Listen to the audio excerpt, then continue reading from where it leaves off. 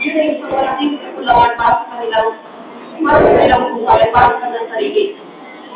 Ika nga, meron din po sasabihan na, family is the basic unit of society. Yung po ay yung buo ng mga inaasan na, paano yung sasabihan yun? Sisirain po ba natin yung dahil sa divorce na yan? Hindi! Lahat po ng problema ay may solusyon. Kaya, I don't think may nasabihan nito na family na bring together, stay together, di ba? Kaya, ngayon po, hindi pa mo rin sa batas sa Pilipinas yung divorce. So, maliban lang po sa ang divorce ay isang instrumento lamang ng daily pagtakas sa problema ng mag-asawa. Take note ha, madaling pagtakas sa problema, yun lang yun. Hindi yung solusyon talaga. Dahil po, hindi lang kakayon talaga. Pag-aralan natin ito. Ito ay pagkakalay. Ito ay pagkakapagkakay ng kontrata. Dahil, hinarap niyo ito mag-asawa, kayong dalawang mismo ang pumili na ito na kayo ay magpakasal, magkakapagbuhay.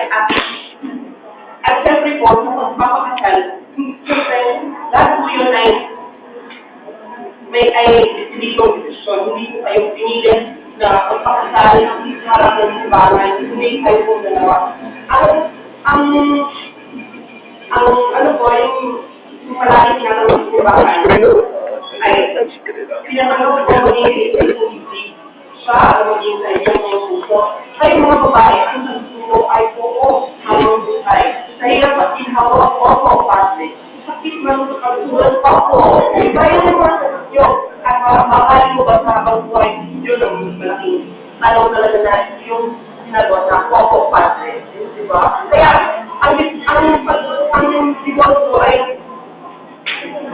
divorce ay hindi talaga solusyon yan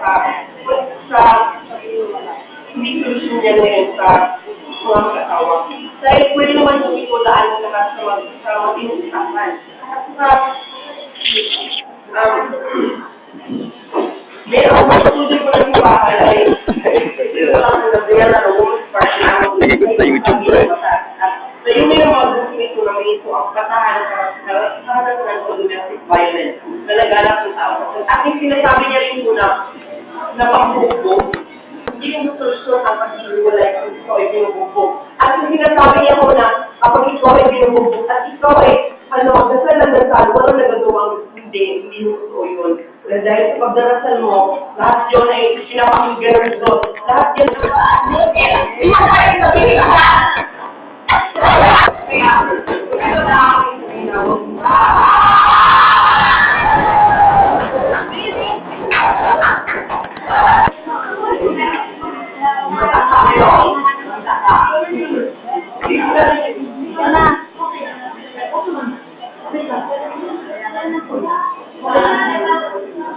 Siya muna ang sigihatin yan. Ikaw muna.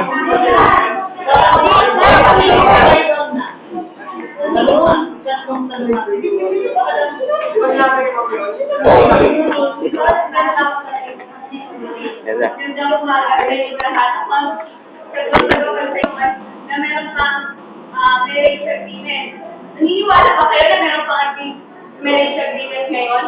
Sa tingin ko wala na. Kasi noon, pinalumang panahon pa yun. Ngayon, gobernong panahon na tayo. Sa tingin ko nga tayo na lang din ang namimili ng papangasawahin natin at mamahalin natin. Sinasabi niya na mga nagpupuntis at pinagsasama. Bakit? Hindi mo ba may gusto na magpapuntis dyan? Birthday,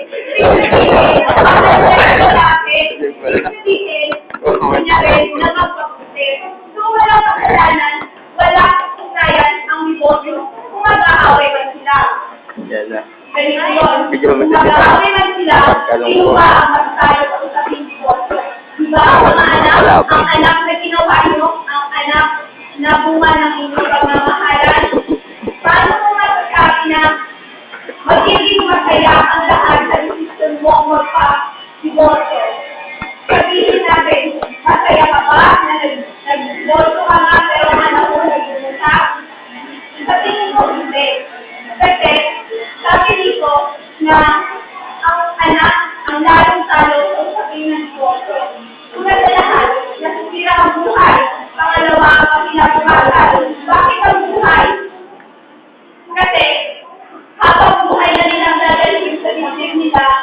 bakit na nawalan sila ng pamilya. Ano nga ba ang pamilya? Ipag-inubuto ng ama, ina, at anak. Paano matatawag ng pamilya kung wala kang ama? Paano matatawag ng pamilya kung wala kang ina? Ikaw na anak, gusto mo ba kung wala ka ng mga magulang? Ako, ayoko. Kung bakit natin ibang kapatid ng negosyo? Kung hindi naman ito na lahat, kung ikaw lang na masaya, ikaw lang na mag-isang masaya. Sinasabi nga na ang nakikita umaga, at umaga, at umalit na ako. Kung ipapatupad ang negosyo, sabihin nga na ang unang asawa niya, alam na meron kapitang lalaki. Anong gustong gawin ng lalaki? Ang gustong gawin ng lalaki, iwan yung tunay niyang asawa at sumama sa kapit niya. Gusto na magpaligosyo ng lalaki. Pero anong ginagawa ng babae? Pinitiis nito. Dahil, hindi sa pagkamalpil. Dahil alam niya yung anak niya ay nasasaktan. Sinasabi na ng anak niya, Mama, magpipigosyo pa kayo ni Papa. Alam niya sa anak niya na nakikita niya na nakakit para sa anak niya na mawala ng kakamahan. At ang simbahan sa siguro.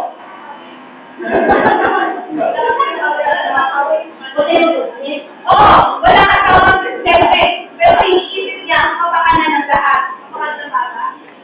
Lahat. Paano kung masasabing kapakanan lang ng bata? Hindi, wag ka na sumagot. Pagawa na ng ano, baka. Nasa YouTube ka na. Ang negosyo ay hindi sagot. Nasa YouTube ka na. Para naman kay Padre Castro, ito ay instrumento lamang sa madaling pagkakas at pagkakas ng pagkawa. Pagkakas sa negosyo dito sa pinagkawa ng walay. Dahil negosyo na ang solusyon sa kanilang mga problema. Kahit saan ang maaari pa itong pag-usapan, ayusin ang hindi mga pagkakaintindihan. Masasabi ba natin na ang negosyo nga ang magpapasaya sa lahat? Ang magpapasaya sa'yo? Sa atin? Pag magkakatawa ka ba, iiwan mo?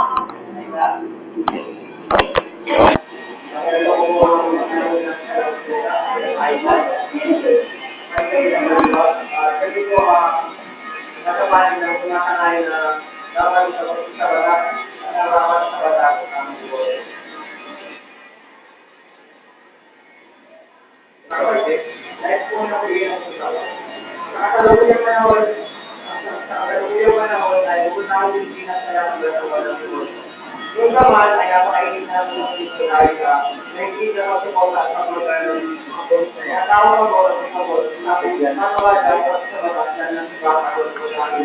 Diba? Sa kanyang Hindi. para sa dalawang taon ng mga mala, magbibigay ito magkain matagal ka, kapag buhay na sa dalawang. Magkakagalay sa bagay na, pagkakali tayo ng dalawang pamilya, hanggang dalawa ay yung mga mahayan. Ngunit ang wala naman ito mag-ibigay, dito kayo larang dito sa lahat, para mag-ibigay na natin may ramit. Sabi namin may mag-asaway na mawala yung pag-aaway. At kapag nag-aaway na, siyempre, pero pwede dyan mga sa pagbubugan, pagkakitan. Ang iba ngayon, napapakatay ng mga kaya sa mga lang pinag-isaman sa tao. Halos hindi pa nila alala. Sabi daw, makikilala mo sa tao kung kasal na. Kapag kasal na kayo, kapag kasal na kayo, hindi mo lang malalaman din lalabas. Hindi na siya may ganyan sa'yo, hindi mo malalaman na ganyan pala yung ugali niya. Hindi ko kasal na kayo, at walang negosyo, tapos nalaman yung ugali niya, ganyan pala, hindi mo gusto. Paano kayo magiging walang negosyo, di ba? Ang gusto pinagmulan ng matagal na pinag-ibigay kayo ng mga tao, hindi naman na tao, sinasaktan tayo at sa palagay namin pala. Lalo hindi lang na lang. Ako sa ba tayo makakakonservatibo? Eh ngayon, ako sa sinabi ko ni gusto ko balikan sinabi ka niya sa ito ang hindi ko ito. Ito rin, God will do rin. So, gano'n yung best mo. Ano lang ginagawa yung best? So, gusto mo ang makikinig. Kunyari, magbibigay ka lang sinyalis na iwalay mo na yan. Pero hindi naman gano'n. Parang nasa puso mo na, kaisip mo na, nalalaman mo na, kailangan mo nang iwalay ito dahil sinasaktan na ako, masakit na, may gabit siya. Lahat na ng kasamaan. Tapos, sabi pa kanila yung Sir Anthony na maraming tao sa mundo. Di parang sinabi mo na, bro, kasi maraming salamat sa mundo. Parang sinabi mo, pwede kayo mag-divorce, maraming salamat sa mundo, hindi mo makakala.